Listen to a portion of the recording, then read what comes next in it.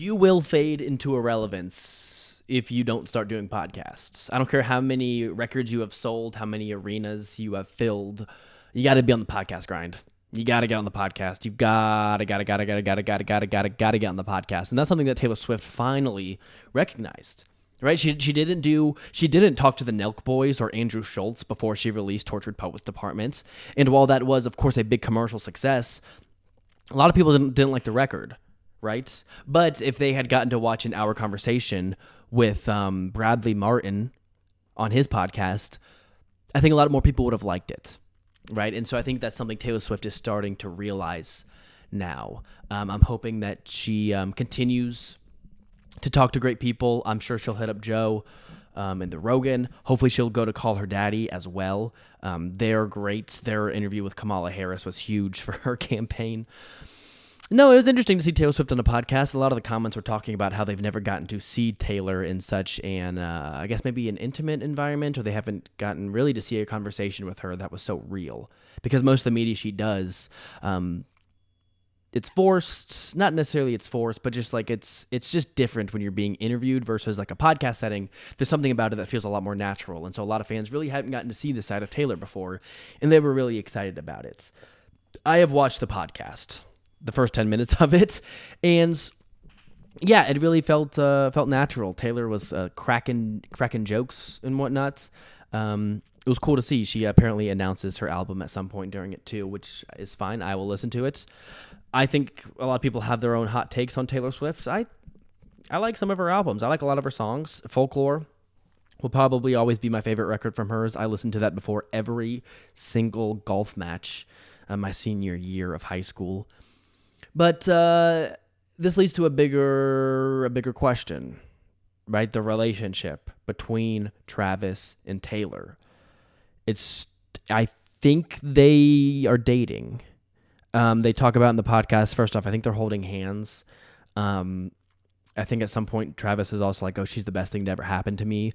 Taylor talks about how sometimes she'll hear Travis yelling from across the house while he's recording his podcast, which implies that they're living together. And so I think their relationship is real.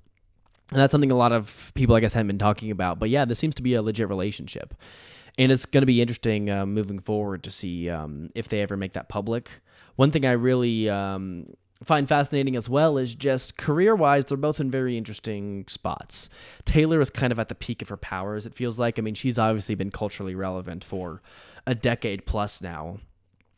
But coming off the Eras tour, her album Poets Being what was it? Poets Being Tarred and Feathered or something like that, or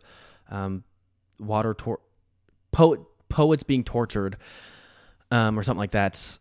It was like commercially amazing. Had like broke records for streaming and whatnot. And so she's kind of at the peak of her powers, and they're both around the same age. Whereas Travis, his football, he's getting a little worse at football every year. This is probably his last year in the NFL, and he's going to move into maybe more of a media career where he will be continually, I don't think originally my take was going to be that like Travis is going to start to fall off culturally. And so that's going to be interesting to see. But Travis is going to do so well in the media. I think he's going to be relevant for a long time. And so I think if the two decide to team up, it's going to be kind of a big deal. And so I think they were kind of soft launching it in this podcast. But I'm excited to see what's next. If they ever break up, someone in my family is going to get hurt. And that's going to be on them. Not my family, but that's going to be on Taylor and Travis, because to me, this relationship is such a big deal it's one of those relationships that makes you believe in love again, right? Like Selena Gomez and Benny Blanco.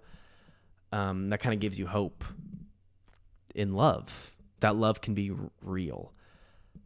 And that's something only Selena Gomez and Benny Blanco have given me up to this point in my life. But if Taylor Swift and Travis Kelce, man, if they really like each other, and it lasts, I'm going to be happy. And if 10 years down the line they break up, yeah, I'm going to have to hurt somebody. So